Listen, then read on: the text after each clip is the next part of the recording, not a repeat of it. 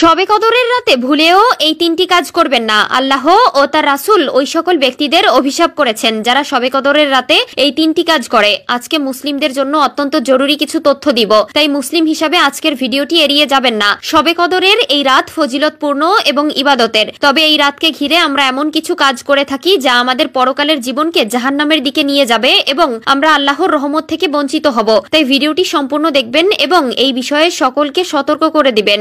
ভিডিওটি শেয়ার করে দিবেন যেন আপনার অন্যান্য মুসলিম ভাই ও বোনেরা ভুলেও শবে কদরের রাতে এই তিনটি কাজ না করে। হয়তো আপনার একটি শেয়ারে একজন মানুষ ভুল থেকে হেদায়েতের পথে ফিরে আসতে পারবে। প্রিয় দিনী ভাই ও বোনেরা, আপনি যদি হযরত মুহাম্মদ সাল্লাল্লাহু আলাইহি ওয়াসাল্লামের সুন্নতকে অন্তর থেকে ভালোবেসে থাকেন তাহলে অবশ্যই কমেন্টে আলহামদুলিল্লাহ লিখে যাবেন। লাইলাতুল কদর অতিশয় সম্মানিত ও মহিমান্বিত রাত বা পবিত্র রজনী। ফার্সি ভাষায় সাব ও আরবি ভাষায় লাইলাতুল অর্থ হলো রাত্রি বা রজনী, অন্যদিকে কদর শব্দের অর্থ সম্মান, মর্যাদা, মহাসম্মান। এছাড়া এর অন্য অর্থ হলো ভাগ্য, পরিণাম ও তাকদীর নির্ধারণ করা। এ রাতে সারা বিশ্বের মুসলিম উম্মাহ আল্লাহ তাআলাকে বিশেষভাবে স্মরণ করেন। সারা রাত নফল নামাজ আদায়, জিকির আজগারের মাধ্যমে আল্লাহর কাছে নিজের জন্য পানাহা প্রার্থনা করেন।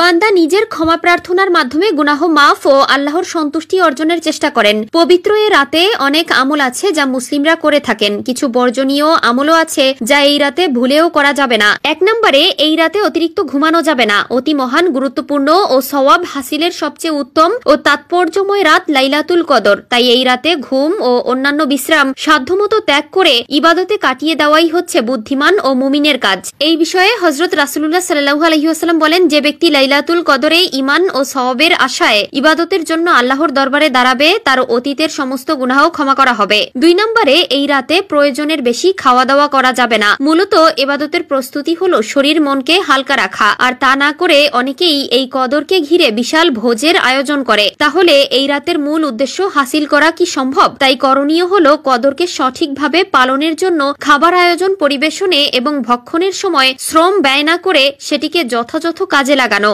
কারণ এই মহিমান্বিত রাত জীবনে আরেকবার পাবো কিনা, বা ইবাদত করতে পারবো কিনা, ক্ষমা চাইতে পারবো কিনা, দাঁড়াতে পারবো কিনা, চোখের পানি ফেলতে পারবো কিনা, যাবতীয় আগাম দিতে পারবো কিনা তার কোনো ইয়াত্তা নেই। 3 নম্বরে, এই রাতে বিদআত হয় এমন কিছু হলেও করা যাবে না। ইসলাম কোনো কল্পনাপ্রসূত ধর্ম নয়, এটি একটি বিজ্ঞান ভিত্তিক জীবন বিধান। এটি বাড়াবাড়ির পক্ষে নয়। কোরআন সুন্নাহ বহির্ভূত কাজকে বিদআত বলা হয়। আর শবে কদরের মতো একটি গুরুত্বপূর্ণ রাতে বিদআত মুক্ত থেকে যথাযথভাবে ইবাদত বন্দেগী করা ইমানদারের কাজ। সেই সঙ্গে মানুষের ভুল দিক নির্দেশনা বর্জন করা, সঠিকভাবে ইসলাম সম্পর্কে জেনে সে অনুযায়ী কাজ করা। এমন যেন না হয় যে সওয়াব কামাতে গিয়ে আযাবের ভাগীদার হতে হয়। রাসূলুল্লাহ সাল্লাল্লাহু আলাইহি ওয়াসাল্লামের হাদিস থেকে পাওয়া যায়, এই রাতে হালকা বৃষ্টি হবে। এই রাত নাতিশীতোষ্ণ থাকবে। পরবর্তী দিবসে সূর্য এমন ভাবে উদিত হবে যে তার রশ্মিতে কোনো প্রখরতা বা তেজ থাকবে না। এ রাতে আসমানের দরজাগুলো খুলে দেওয়া হয়, দোয়া কবুল হয়। ইবাদতে মশগুল বান্দাকে ফেরেশতারা সালাম দেয়। বান্দার দোয়ার সঙ্গে ফেরেশতারা আমিন আমিন বলতে থাকে। তাই আমাদের এই রাতের কাজগুলো বর্জনীয় দিক লক্ষ্য রেখে হক আদায় করা দায়িত্ব।